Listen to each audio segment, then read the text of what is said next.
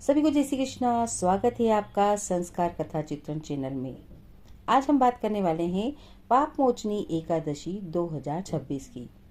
इस वर्ष व्रत 14 मार्च को रखा जाएगा या 15 मार्च को।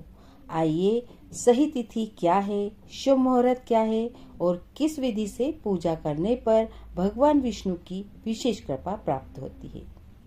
हिंदू धर्म में पाप मोचनी एकादशी को अत्यंत ही पुण्यदायक माना गया है। ऐसी मान्यता है कि इस दिन श्रद्धा से व्रत और पूजा करने पर मनुष्य के जाने अनजाने में किए गए सभी पाप नष्ट होते हैं और जीवन में सुख शांति आती है। और आइए, पाप मोचनी एकादशी कब है? 14 या 15 मार्च को। हिंदू पंचांग के अनुसार चैत्र कृष्ण पक्ष की एकादशी तिथि 14 मार्च सुबह 8:10 से प्रारंभ होकर 15 मार्च सुबह 9:16 तक रहेगी। क्योंकि व्रत में उदय तिथि को मान्य होती है, इसीलिए पाप मोचनी एकादशी का व्रत हमें 15 मार्च 2026 रविवार को रखना चाहिए। यही तिथि व्रत रखने के लिए शास्त्रों के अनुसार सही मानी गई है।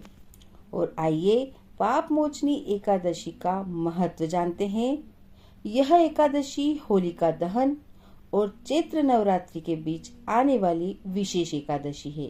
कहा जाता है, इस दिन भगवान विष्णु की पूजा करने से पापों से मुक्ति मिलती है, मन को शांति मिलती है, परिवार में सुख शांति आती है, मानसिक अशांति दूर होती है और भगवान विष्णु की कृपा हमेशा बनी रहती है।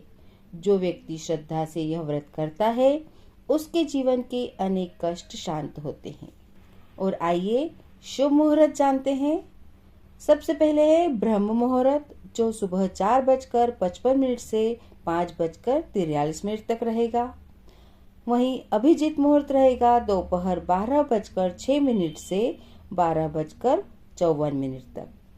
फिर विजय मुहूर्त रहेगा दोपहर 2:33 से 3:18 तक।